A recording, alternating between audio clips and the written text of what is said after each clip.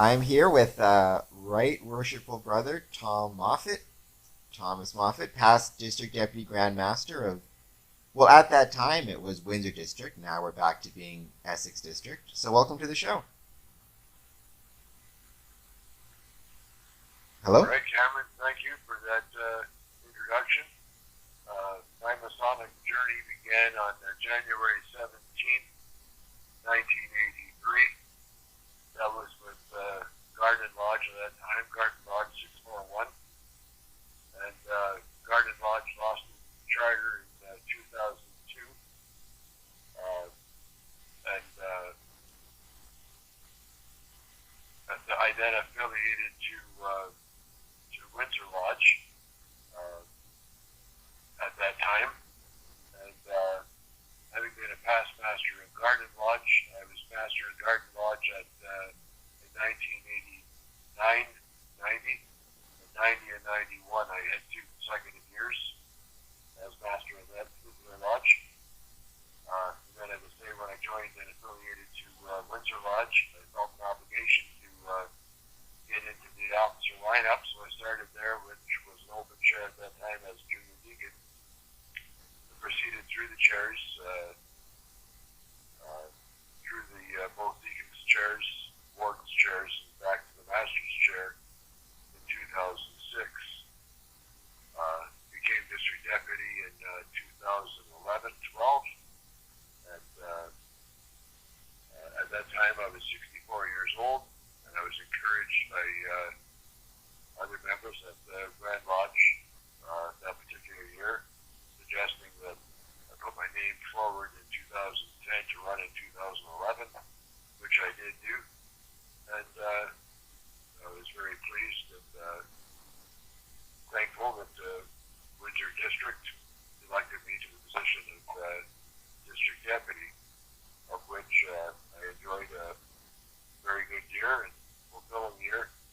In the year that I was district deputy, working with Mother Cameron Adamson at that time in our lodge, took upon the responsibility, along with working with Mother Paul Rogers, working on the Cornerstone project, which was introduced in the year that I was district deputy. It seems to be a very good project moving forward as to keeping lodges active and keeping staying within the Grand Lodge guidelines and trying to keep lodges functioning at a good level.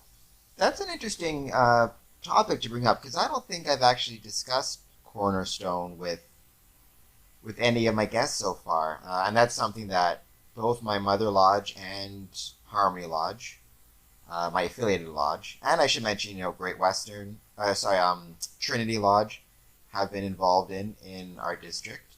But it did come out, or it was produced by Grand Lodge when you were the district deputy. So tell us a bit about the Cornerstone Project, what it is. Did you know about it before you were district deputy, that they were going to be producing it? Or how did you learn about it, and what did you think of it?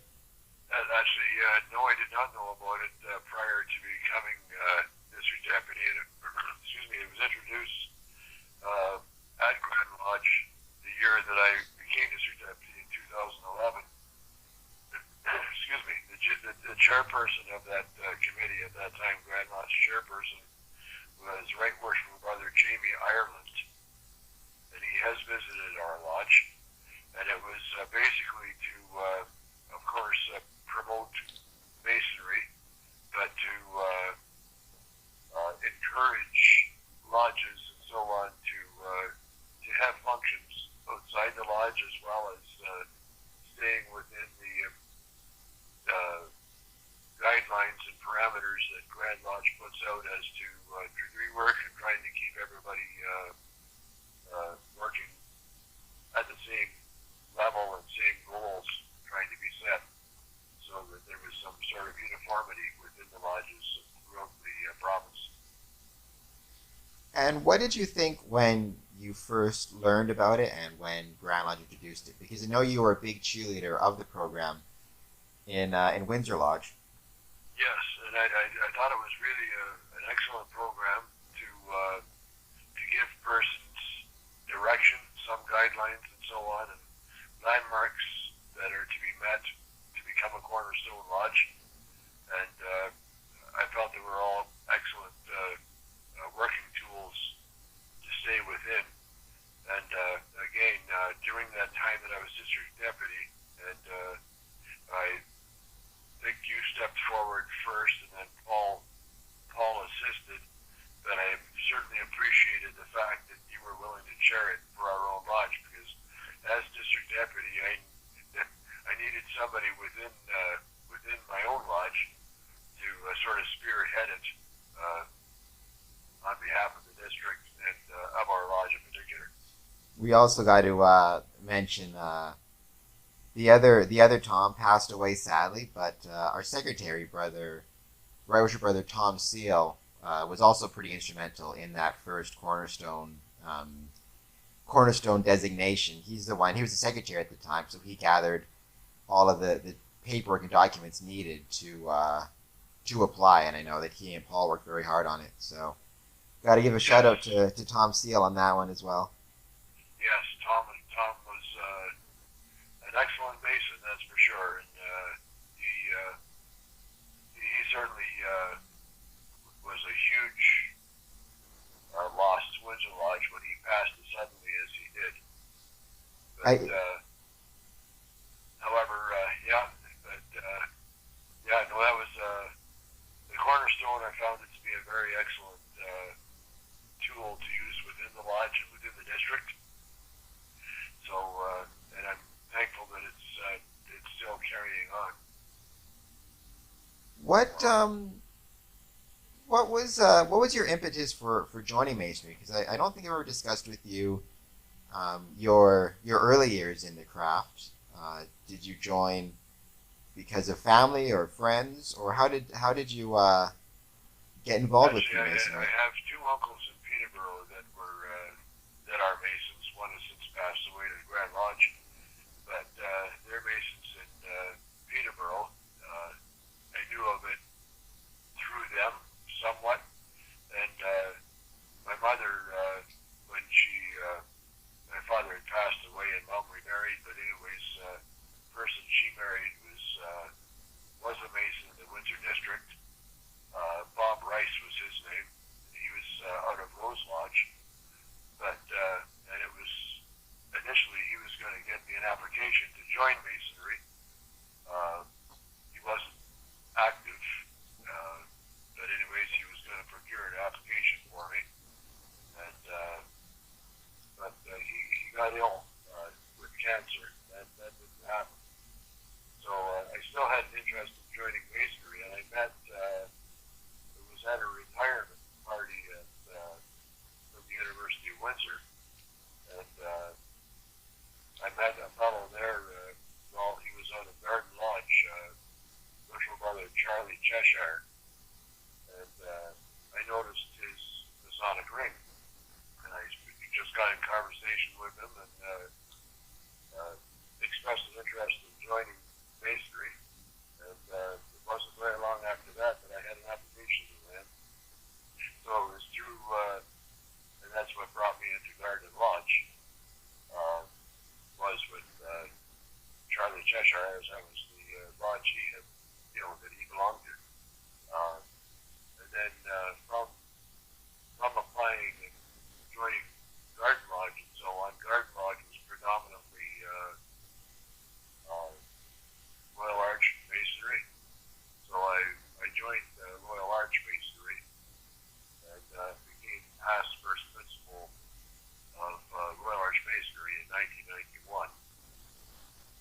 And in time, finally joined after receiving the Royal Arch, joined Preceptory.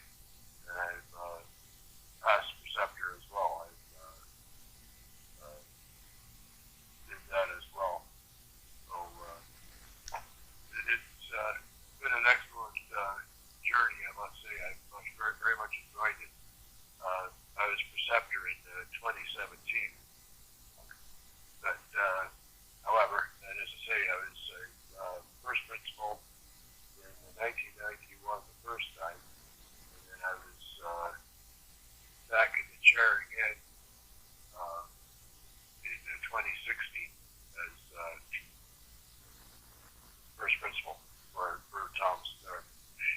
first one I joined was Thomas Peters chapter 250. Then they amalgamated and became Windsor chapter. But there were three chapters that amalgamated, forming Windsor chapter. So the Windsor chapter 71, it took the name of it would have been oh dear. I'm sorry, I forgot the name of it. It was Prince of Wales chapter, I think it was. It was on an Edward. That's all right. In terms of that's always something I like to talk about with my guests, because I've had guests on who've joined Scottish Rite, who've been part of York Rite, who've been part of the Shrine. Some guests have been part of all three. What advice do you have as somebody has experience in both Craft Lodge and the Rites, when a brother's interested in advancing in Masonry and joining a York Rite or Scottish Rite? What advice do you have? What advice do you have for a brother looking at joining the Rites? I don't have very much information. Sorry, Cameron, as to the Scottish Rite, as I did not join the Scottish Rite. I joined, as I say, Royal Archmasonry. More in general, just the idea of advancement. Because I know some brothers have expressed concern that younger members are joining either York Rite or Scottish Rite too quickly and overloading themselves, and then they get burnt out. Others have suggested, as soon as you're interested, you should join quickly. So just what advice how do you think somebody should navigate, time management and advancing in Masonry while balancing work, family, things like that?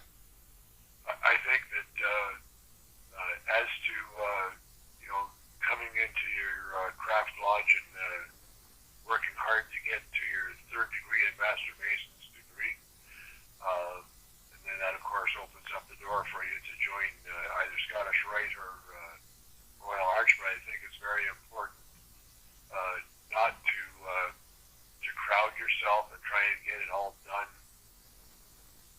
extremely quickly. I mean, to say that there's no mandate on time that you need to complete these things. Upon receiving a third degree, you don't need to. I wouldn't recommend going out straight away looking for your next application to rush forward into the pendant bodies. I think you need to sort of take it slow and easy, and of course, family is first. You don't want to crowd your time schedule with all these other commitments. I do encourage younger members and any members that join to proceed forward with the pendant bodies, as I think that by joining those bodies, you get to your third degree, but in my opinion, once you become a Master Mason, that's of course as far as you're going to go in the Craft Lodge, but it doesn't complete the story. And I think you need to go on to the other bodies to complete your journey in Masonry. But at the same time, doing it at a comfortable pace. And I think that idea of pace is important. You can. I didn't join the Scottish Rite myself till I was 10 years in the in lodge, till I had finished my time as a master. The first go around as a worshipful brother, just because. Yeah, I think sometimes you don't want to jump into something else until you're fully proficient in your craft degree, and in your with the offices in your craft lodge. Yes. First, I guess how that brings me to the idea of proficiency, something that you've been heavily involved in, and you've helped me with it, and you've helped a lot of brothers, is mentoring and helping younger Masons and newer officers, newer Masons, learn their work. Can you talk to me about your involvement with mentoring in the district, and also why you think that's important for Masonry? Well, I've enjoyed the mentoring program. Of course, it makes a person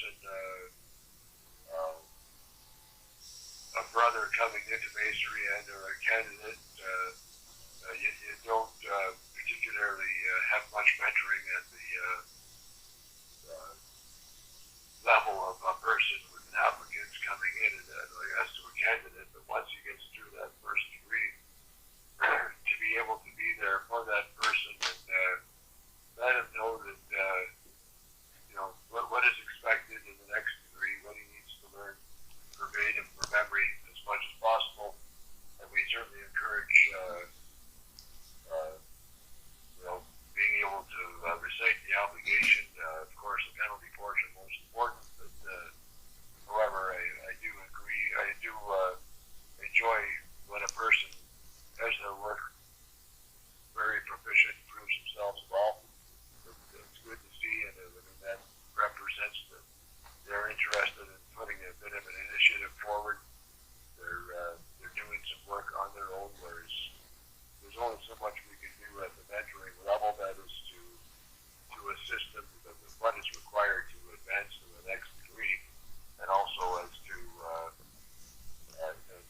meeting with the on the floor work as to coming up to the wardens and questions that are received, and that's that are interchanged at those both two stations. And so that a person, when I joined Masonry in '83, there was no mentoring program, and you would meet with a person that was your sponsor or what have you, and he would assist you with breaking down the obligation and the penalty portion and so on. But there wasn't an actual mentoring program. And when I joined Masonry, from the time I stepped into the lodge the first time on January 17th, 1983, until the next time I stepped into the lodge was when I was to have my fellowcraft degree. But I didn't, I mean to say I went to lodge and what have you, but I didn't know as to what was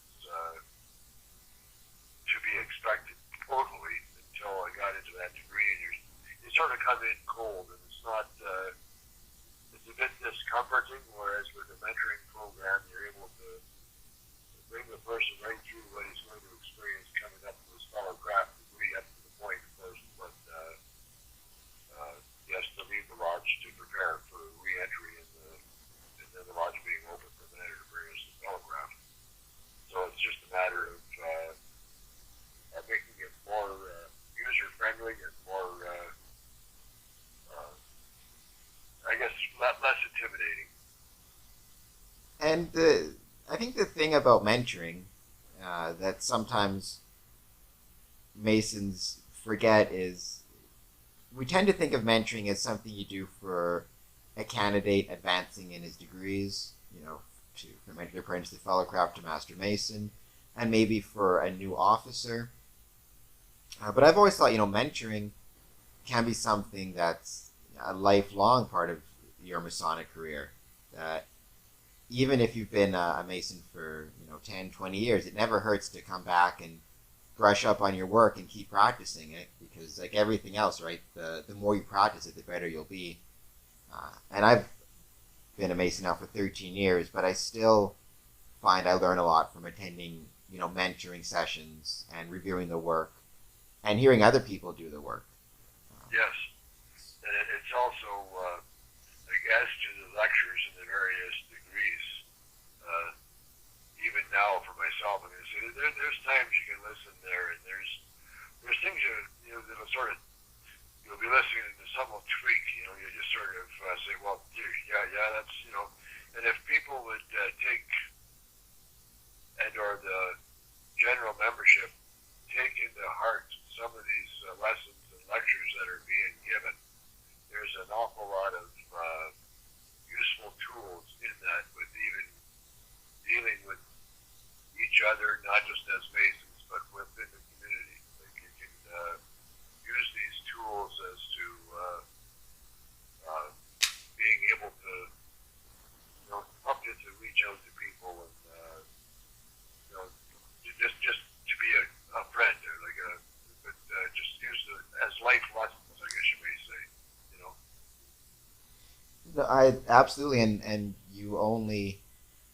the only way to integrate those lessons is to, practice the lectures and hear the lectures over and over and over again. And I think the more you do that, the more you'll integrate those lessons into your life. What are some lessons that you yourself have learned from Masonry and that you've tried to pass on to others in Masonry? I would say, like, for myself, I would say, and or for anyone else as well, just to, I mean, it's a very difficult task, but at the same time, not to be judgmental at all. Try and meet each other, as we would say, on the level. But I mean, to say just to be caring for each other. Try not to prejudge, I guess you may say, and to just be willing to extend a friendly gesture and or just be helpful toward each other. I would have to say, just to try and be just some assistance, I guess. If you see a need, don't hesitate to lend a hand. That type of thing. I can say that that's certainly something that you demonstrate in your actions as a Mason and just in the community.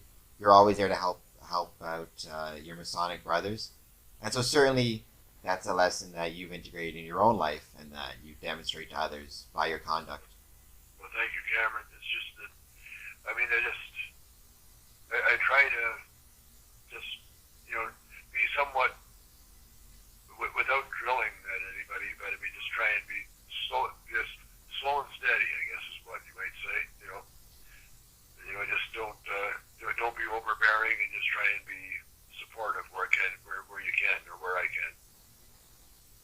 That I think is a nice segue to go back and discuss your time as district deputy, because that can be a very I mean, I've never been a district deputy myself, but I know it can be very overwhelming because you have a lot of responsibilities, a lot of visitations, a lot of lodges, and a lot of responsibilities. So how did you manage that during your year as district deputy, and what type of advice would you have for people who are becoming district deputies or considering going into the district deputy chair at some point?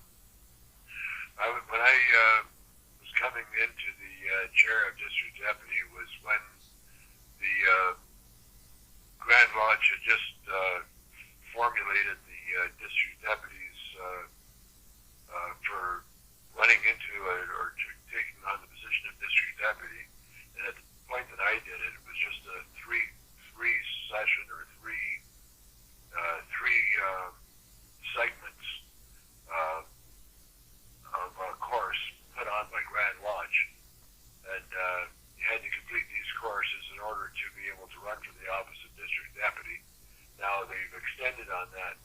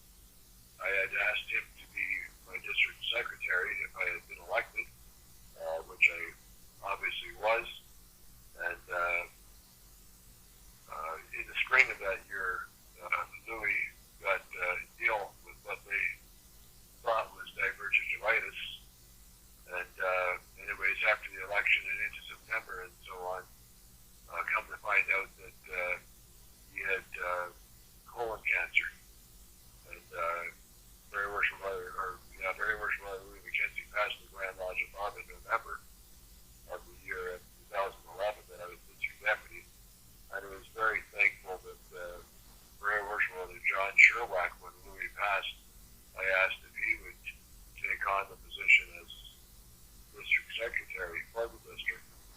And I'm so very appreciative that John also, very unassuming man, that he took that position on and he fulfilled it very well. And let me say, John was a huge help to me during my time as district deputy, and I truly do owe him a vote of thanks for having taken that responsibility on with me. So, as I say, when I got elected, and some of the items throughout my year, of course, we had mentioned the Cornerstone. Rose Lodge celebrated its 100th anniversary, and that was a very festive time for the district at that time. And so then they were able to go from the silver regalia or so on to the gold regalia, with having been a 100-year lodge. And it was, and I very much enjoyed, as to the Grand Master, Most Worship Brother Gary Dell, and he was a very easy man to work with. I mean, to say, he would let you know as to what he wanted from the district deputies and from the lodges and so on. But he was, I found him to be very easy to work around and work with. You know, he wasn't overbearing, shall we say. He was understanding of the district and the fellows and so on. So how are you moving on to current times? This is probably, for yourself, for myself, I think probably the longest we've gone without being in lodge. We've been shut down since March, due to, Grand Lodge rightfully being cautious with COVID-19. But how are you and your wife doing right now? Are you family okay? Everybody's doing okay? Thank you, Cameron. We're doing fine. Vicki and I are well.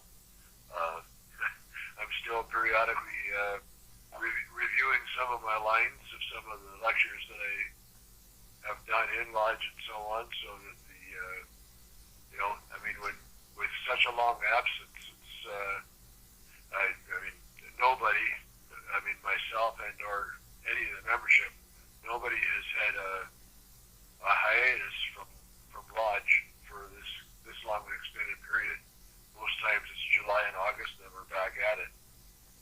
But we're into 6 months now, and it's I do look forward to the day when we can get back and into the lodge rooms and so on. But again, I think that our Grand Lodge is going to proceed to err on the side of caution, and hopefully we'll get back before 2021. But at present, we're to the end of October for sure, and it's just sort of, it's out there somewhere. We don't know what's going to come of it as to when we can finally return to lodge and be able to be together again. Have you managed to keep in touch with any brethren during the hiatus? I've spoken with a few of the fellows. Actually, I received a phone call from Worship Brother Paul Rogers not too very long ago, and I have spoken with some of them.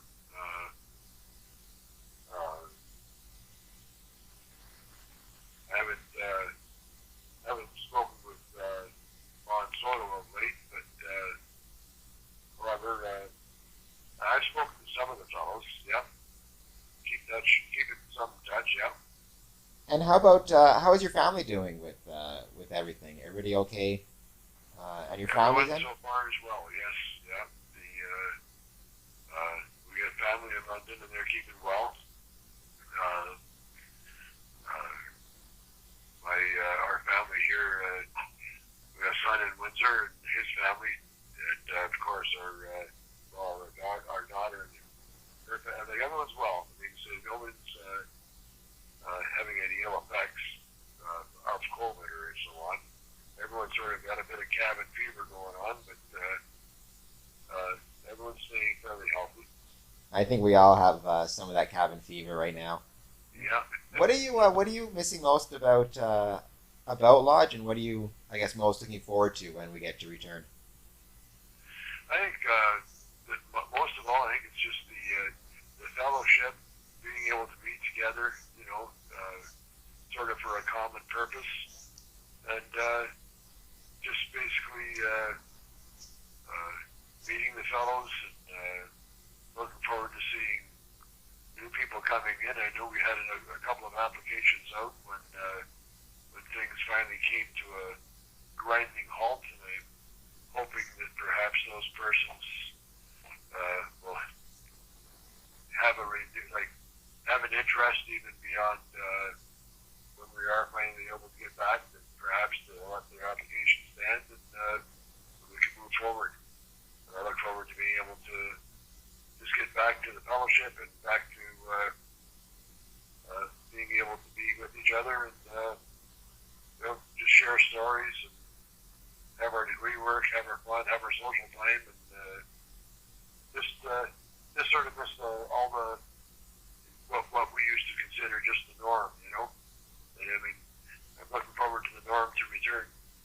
Absolutely, I am too, and I'm looking forward to getting to see you again, hopefully soon. But if not, keep yourself safe and tell Vicky we're all thinking about her and want her to be safe too. Thank you, Cameron. And thank you so much for taking a few minutes to talk to me today. Well, thank you for your time, and we and the rest of the district appreciate everything you're doing through the Square and Compasses promotion program, and it's hopefully, as you say, you're trying to do something perhaps online, but hopefully before too awfully long, you can get that back to, maybe you'll have that spirits tour or something that you were talking about doing, hopefully in October, perhaps. Hope if not this year, then there's always next year. So the most important thing is that everybody stays safe first of all. Yeah, but stay safe indeed. Yes. All right, I'll talk to you later.